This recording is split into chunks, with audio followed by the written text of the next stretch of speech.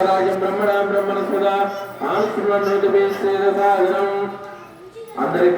రాయబాయి గ్రామ ప్రజలందరికీ కూడా పరాభ నామ సంవత్సర ఉగాది పండుగ శుభాకాంక్షలు. ఆంజనేయం నమః సువాసికం నార్కం ప్రభుం శాంతం రామదూతం నమామ్యహం.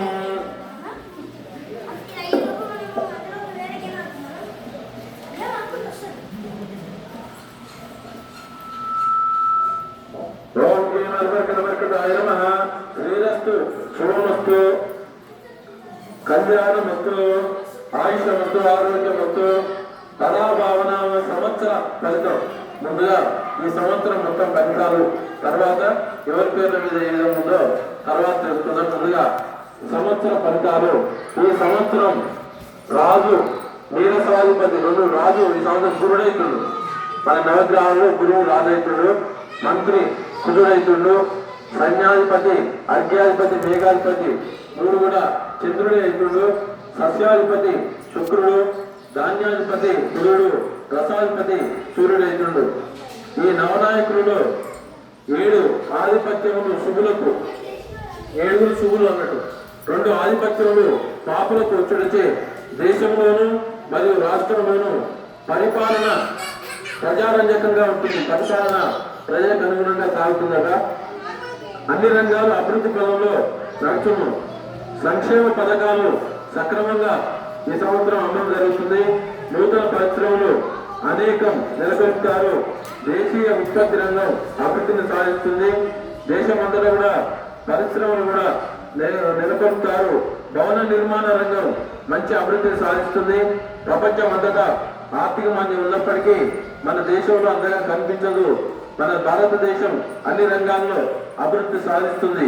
నూతనంగా అనేక రహదారులు కూడా నిర్మిస్తారు. రైల్వేలు మరింత అభివృద్ధి చెందుతాయి. రాష్ట్ర రాజధాని నిర్మాణం చాలా ముందుకు సాగుతున్నది.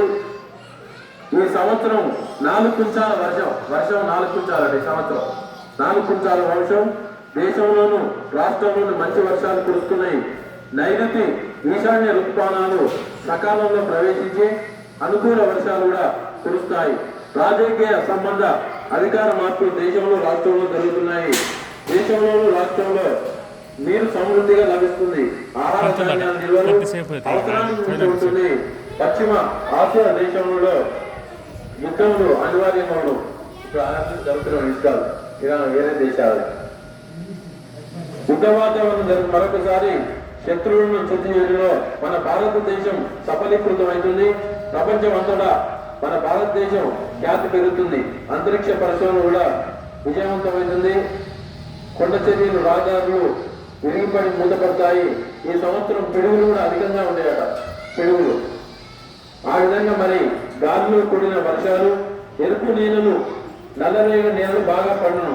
ఎర్ర నేలలు, నల్లరేగడి నేలలు. ఆ విధంగా వరి, గోధుమ, మిర్చి, వాణిజ్య పంటలు, సుగంధ ద్రవ్యాలు, మొక్కజొన్న, వేరుశెనగ, నువ్వులు, పత్తి పంట బాగా పండును. మంచి ధరలు కలిగి ఉంటే రైతాంగం సంతోషంగా ఉంటారు. నూనె రకాలకు మంచి ధరలు ఇచ్చును. పండ్ల తోటలకు దిగుబడి తగ్గితే వాటి ధరలు కూడా బాగా పెరుగుతాయి. పామాయిల్ వంటి నూనె పంటలు బాగా లాభాలు సమకూర్చును. ఆక్వా పరిశ్రమ, అదేవిధంగా కోళ్ళ పరిశ్రమ, కొబ్బరి పంట బాగా ఉంటుంది. 16 వీసములకు 12 వీసముల పంట లభించును. 16కు 12 వీసాలే పంటాయి. ఆహార ధాన్యములను ఇతర దేశంలోకి ఎగుమతి చేయరు. ఎగుమతుల రంగం అభివృద్ధిని సాధించును. ఈ సంవత్సరం కూడా మహానగరంలో నీటములను ఈ సంవత్సరం పశుపాలకుడు దొడ్డిపెట్టివాడు 2 కూడా కృష్ణుడే. పశుపాలకుడు దొడ్డిపెట్టివాడు 2 కూడా శ్రీకృష్ణుడే. విడిపించువాడు బలరాముడు అవడం వలన పాడి పరిశ్రమ అభివృద్ధి అనేక నూతన డైరీలను నెలకొల్పులు. సకాలంలో వర్షాలు కురుస్తాయి. ప్రపంచమంతటా సనాతన ధర్మం ప్రాముఖ్యత పెరుగుతుంది. అంటే సనాతన ధర్మాలు గురువులు బాగా అభివృద్ధి చెందుతాయి. ఆ విధంగా యువకులకు దేశభక్తి పెరిగి ఉప్పు, గంధకం, తగరం, రబ్బర్ వంటి శనగలు, వేరుశెనగ, పంచదార, బెల్లం, పాలు వంటి ఉత్పత్తులు, తృణధాన్యాలు, వస్త్రాలు, ఉలువలు, గోధుమలు, బంగారం, వెండి, పాదరసం, బియ్యం ధరలు బాగా పెరుగుతాయి. నిల్వదారులకు విశేష లాభం. ఎగుమతులు బాగా అభివృద్ధిలో ఉంటాయి. మరి ఈ సంవత్సరం ఇక్కడ ఎర్రరేగ నీళ్ళు నల్లరేగ కూడా పంటలు ఉంటాయి గురువు రాదైనప్పుడు. కుజుడు, ఈ కుజుడైన యుద్ధ వాతావరణం ఉంటుంది భారతదేశంలో. అంటే పక్క దేశాలలో, పశ్చిమ ఆసియా దేశాల్లో, మన సరిహద్దు దేశాల్లో విపరీత వాతావరణం ఉంటుంది. ఎందుకంటే మంత్రి కుజుడైన అన్నట్టు, రాదేమో గురువు, మంత్రి కుజుడైన. సైన్యాధిపతి చంద్రుడు అయినందువల్ల ఈసారి విదేశీ వ్యవహారాలు నాయకులు ప్రతి వ్యవహారం ఆశుద్ధి వివరించారు. బంగారం, వెండి, పెట్రోల్, నెయ్యి, పంచదార, బెల్లం, నూనె పత్రాలు, గోధుమలు, బియ్యం ధరలు బాగా పెరుగుతాయి.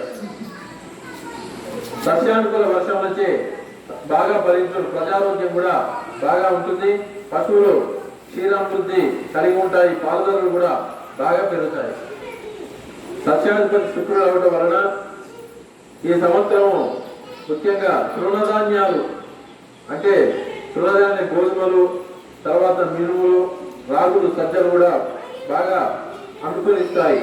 ధాన్యాధిపతి గురుడు అవడం వల్ల అన్ని రకాల ధాన్యాలు, వరి, గోధుమలు, తృణధాన్యాలకు మంచిగా పేరుంటుంది. అర్ఘ్యాధిపతి చంద్రుడు, ప్రతి వస్తువుకు ధరలు కూడా పెరుగుతాయి. అర్ఘ్యాధిపతి, మేఘాధిపతి, ధాన్యాధిపతి ఇవన్నీ కూడా చంద్రుడు కావడం వలన, మేఘాధిపతి కూడా చంద్రుడు అయిన వల్ల మేఘాలన్నీ వర్షించి దేశమంతటా మంచి వర్షాలు కురుస్తాయి. నైరుతి ఈశాన్య ఋతుపవనాలు జూన్ 2వ వారంలో వస్తాయి. నైరుతి ఋతుపవనాలు జూన్ 2వ వారం రావడం వల్ల విస్తారంగా వర్షాలు కురుస్తాయి. జలాశయాలు నిండుతాయి. వరి, గోధుమలు, చెరుకు, పసుపు, నూనె రకాలు ఆ రైతులకు కూడా బాగా పంటలు పండి లాభిస్తాయి. రసాధిపతి సూర్యుడు అవడం వలన నెయ్యి, నూనె, బెల్లం, తేనె మొదలగు వస్తువుల ధరలు పెరుగుతాయి. వేరుశెనగ నూనె, కొబ్బరి నూనె, ఆముదం, అవిసె నూనె, నువ్వుల నూనె ధరలు కూడా బాగా పెరిగి నిమ్మజాతి, నారింజ, మామిడి పండ్లు బాగా ధరలు పెరుగుతాయి.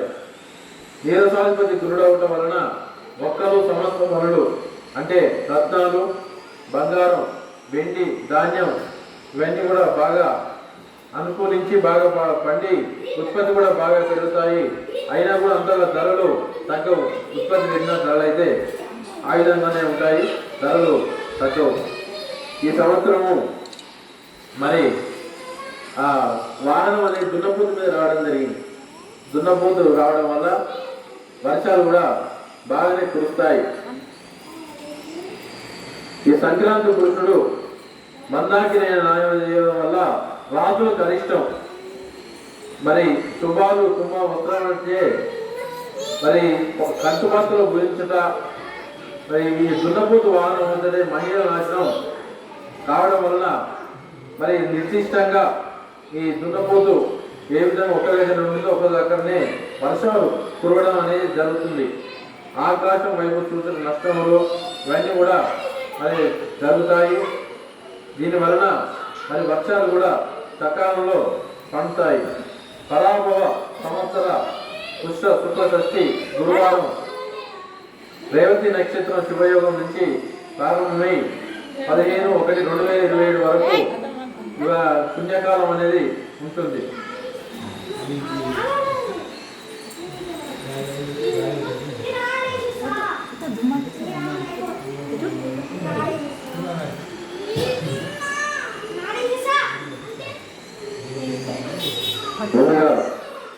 మరి ఆంజనేయ స్వామి వారు మేషరాశి, ఆంజనేయ స్వామి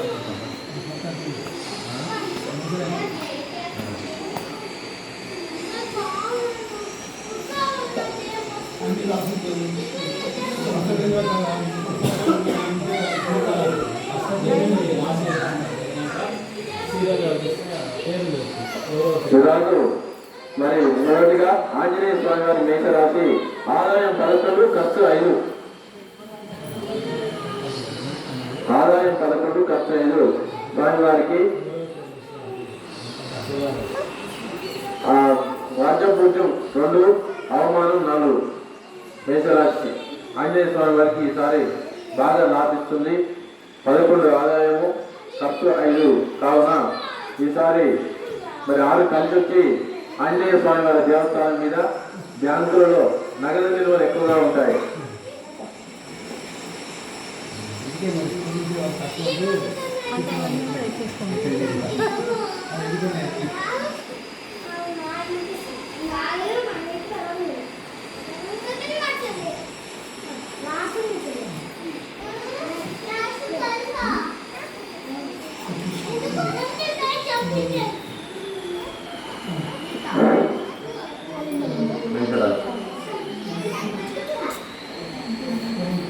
మేషరాశి ముందుగా మరి ఇది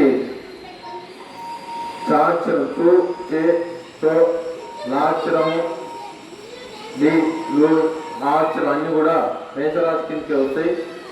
మేషరాశి ఆదాయం 11, ఖర్చు 5, రాజ్యపూజ్యం 2, అవమానం 4. తర్వాత వృషభ రాశి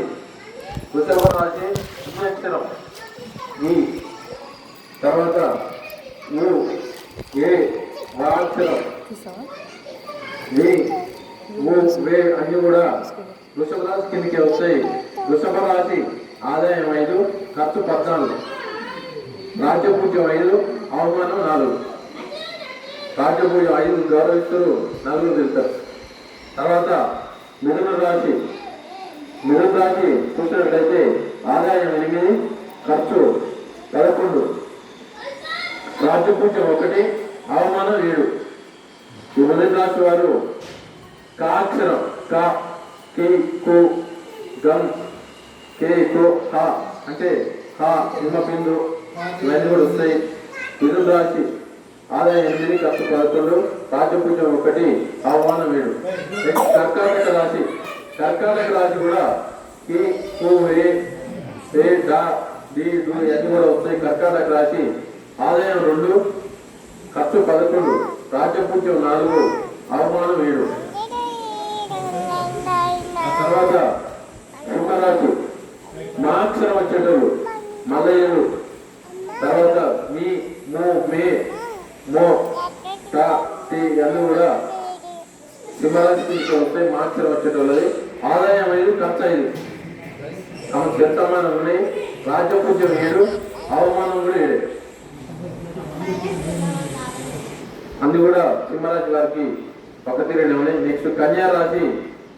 ఈ కన్యారాశి పేర్లు పా తో పా అంటే పాపిరెడ్డి, పి పు షం నాక్షర అన బే ఇవన్నీ కూడా పాక్షరాలు కూడా కన్యారాశి కిందకి వస్తే ఆదాయం 8, ఖర్చు 11, రాజ్యపూజ్యం 3, అవమానం 3. కన్యారాశి పాక్షరం ఉంటుంది. పావని, పాపిరెడ్డి ఇట్లాంటి. తర్వాత తులారాశి రాక్షరం అంటే రాగిబాయి, రా రీ రూ రే గ్రామం కూడా తులారాశి అవుతుంది. ఆదాయం 5, ఖర్చు 14, రాజ్యపూజ్యం 6, అవమానం 3. ఇవన్నీ కూడా సాక్షరం కూడా ఇవే వస్తాయి. తర్వాత వృశ్చిక రాశిలో నాక్షరం వస్తుంది. నవీను, తర్వాత నరసయ్య ఇవన్నీ కూడా నాక్షరం మీద. తర్వాత యాక్షరం యా ఇవన్నీ కూడా స్వక్షరం కూడా వస్తాయి. వృశ్చిక రాశి ఆదాయం 11, ఖర్చు 5, మధ్యలో ఉన్నది. ఆదాయం 11, ఖర్చు 5, రాజ్యపూజ్యం 2, అవమానం 6.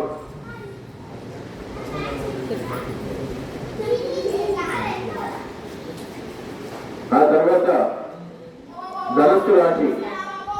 ఈ ధనస్సు రాశిలో ఏ అక్షరం ఏ యో బా జి బూ దా బూదా బాడ ఇవన్నీ కూడా ధనుస్సు రాశి అయితే ధనుస్సు రాశికి ఆదాయం 14, ఖర్చు 11, 3 మిగిలితే.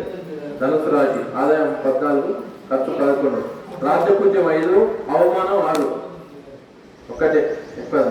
రాజ్యపూజ్యం 5 గౌరవిస్తే 6 దించడానికి. మకర రాశి. ఈ మకర రాశి భోక్షరం, జాక్షరం, జి జా జే, కాక్షరం అంటే 2వ కాక్షరం, గంగయ్య కూడా గంగయ్య, గంగాధరు ఇవన్నీ కూడా మకర రాశి కిందకి వస్తే ఆదాయం 2, ఖర్చు 8, రాజ్యపూజ్యం 1, అవమానం 2, ఒక మధ్య ఇద్దరు అక్షరం దాన్ని. తర్వాత కుంభరాశి. కుంభరాశి గో, గే అక్షరం, గో అక్షరం, సా, తర్వాత సి, సూరయ్య, తర్వాత పువ్వక్షరం, బా అక్షరం, ఇవన్నీ కూడా సే, సో, దాక్షరం ఇవన్నీ కూడా కుంభరాశి కిందకి వస్తాయి. కుంభరాశి ఆదాయం 2, ఖర్చు 8. కుంభరాశికి ఆదాయం 2, ఖర్చు 8, రాజ్యపూజ్యం 4, అవమానం 2 కుంభరాశి. తర్వాత మీనరాశి. మీనరాశి మరి ది అక్షరం, దు, శం, జాక్షరం, తాక్షరం, దే అక్షరం, దో అక్షరం, చ, చి ఇవన్నీ కూడా చాక్షరం, చి అక్షరం కూడా. మీనరాశి అవుతుంది. చంద్రారెడ్డి ఆదాయం 14, ఖర్చు 11. ఆదాయం 14, ఖర్చు 11. నువ్వు మిగిలితే రాజ్యపూజ్యం 7, అవమానం 2. 7 జరుగుతూ ఇద్దరు మాత్రమే చేస్తారు.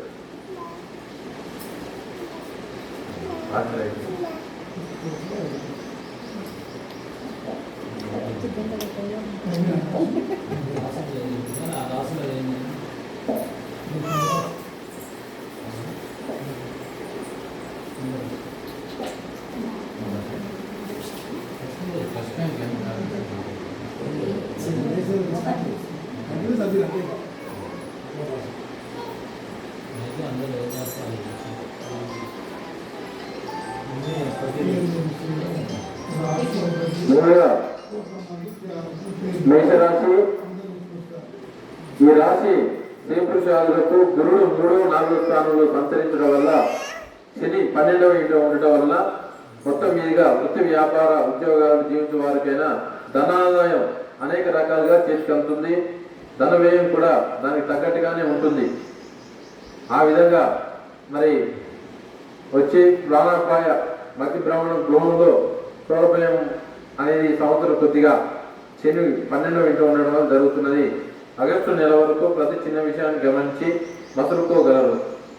భార్యాభర్తలు మధ్య కలహాలు, బంధుమిత్రులు ఆరోగ్య భంగాలు, కోర్టు వ్యవహారాలు ఇరుక్కుంటా వంటి పేరు ప్రఖ్యాతలకు ఆటంకం కూడా ఉంటుంది.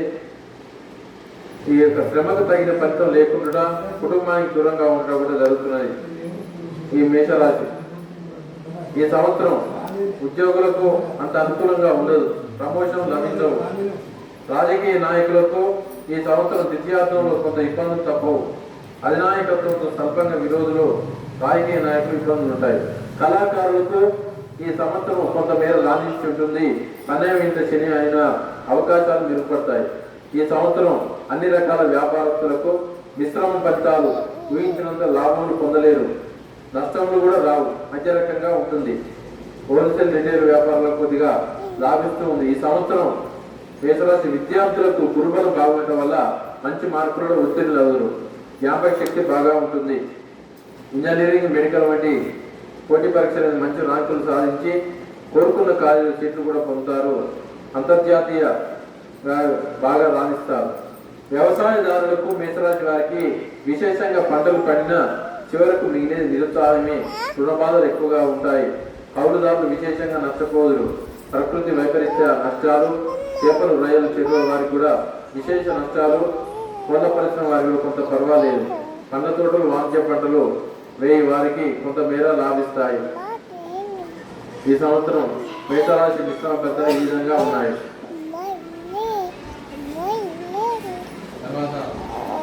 వృషభ రాశి ఆదాయం 5, ఖర్చు 14. ఈ రాశి స్త్రీ పురుషాదులకు అష్టమ లాభాధిపతి, ధన సంపద, కుటుంబ కారకుడైన గురుడు 3, 2, 3 స్థానంలో శని లాభంలో ఉండటం చేత ఈ జీవితంలో ఎంచదైన కాలంగా ఉంటుంది. అయినా శుభ ఫలితాలను ఇచ్చిన సంసార జీవితంలో ఆనందంగా ఉంటాయి. స్థిరాస్తులు వృద్ధి చేయరు. భూగృహ జీవితంలో పదవులు, బహుమానాలు పొందుట ఈ వృషభ రాశి వారికి బాగా ఉంటుంది. ఆకస్మిక నిర్ణయాల వల్ల, ఇతరుల వల్ల మోసపోవుట, ఆందోళన, ధన నష్టం, బంధుజనుల వల్ల దుఃఖము, మాతృవంశ సూతకములు, వాహన ప్రమాదాలు తప్ప వృషభ రాశి వారికి. విదేశీ ప్రయాణం ఉన్న వారికి అనుకూలత, త్వరగా వీసాలు లభించును. నూతన వ్యాధులు, భయాందోళన కలిగించుట సంఘటనలు కూడా, ప్రయాణంలో ఆరోగ్య భంగం కూడా జరుగును. ఈ సంవత్సరం ఉద్యోగులకు యోగకారకుడైన శని లగ్న వీక్షణ వల్ల ఉద్యోగాలు చేయడం మంచి యోగం కూడా ఉంటుంది. రాజకీయ నాయకులకు అంత అనుకూలంగా ఉంటుంది. అధిష్టానంతో గౌరవం లభిస్తాయి. కనీస పదవులు కూడా పొందగలుగుతారు. సింహరాశి వారు కళాకారులకు కూడా కొంత పర్వాలేదు. శుభాశుభ విశ్రమ ఫలితాలు కూడా ఉంటాయి. ఈ సంవత్సరం అన్ని రకముల వ్యాపారాలకు బాగుంటాయి. హోల్సేల్ రంగంలో ఉన్న వారికి బాగా అనుకూలిస్తాయి. ఈ సంవత్సరం విద్యార్థులకు సామాన్య ఫలితాలు, శ్రమ తరగా ఫలితం ఉండును. ఆశించిన మార్కులు పొందురు. చదువుపై శ్రద్ధ పెరుగుతుంది. ఈ సంవత్సరం శని వల్ల 2 పంటలు మంచి దిగుబడి వస్తుంది ఈ వృషభ రాశి వారికి. అయినా ఆశించినంత ఆదాయం రాదు. ప్రకృతి వైపరీత్యాల వల్ల చేతికి అందినప్పటికీ కొద్దిగా చేతికి అందినట్లే అంది చేజారిపోతాయి. రుణాలు తీర్చలేరు. ప్రజల చేపల పెంపకం వారికి సంవత్సరం మిశ్రమ ఫలితాలు ఉంటుంది. వృషభ రాశికి మిశ్రమ ఫలితాలు ఈ విధంగా ఉన్నాయి. తర్వాత మిథున రాశి ఆదాయం 8, ఖర్చు 11. ఈ రాశి వారికి మరి బలీయంగా ఉండటం చేత శని కుదురు రాహువులు బలంగా ఉండే ఉన్నత స్థితికి రాగలుగుతారు. ఈ సంవత్సరము మరి విశేష యోగం ఉంటుంది. విలాసవంతమైన జీవితం కూడా అనుభవిస్తారు. శ్రీమూలక సంతోషం కూడా ఉంటుంది. తగిన ఆదాయం, స్థిరాస్తిలో మార్పులు, గృహాదుల వల్ల ధనలాభాలు 2-3 విధాలుగా ఆదాయం చేకూరుతుంది. ఈ సంవత్సరం ఉద్యోగులకు అనుకూలమైన కాలం. శ్రమకు తగ్గ ఫలితం పొందవచ్చు. ప్రమోషన్లు కూడా లభిస్తాయి. రాజకీయ నాయకులకు, మిథున రాశి వారికి శనిబలం వలన మంచి గుర్తింపు కూడా లభిస్తూ ఉంది. ఈ సంవత్సరం కళాకారులకు మధ్యస్థంగా ఉంది. కొన్ని ఇబ్బందులు ఎదుర్కొన్న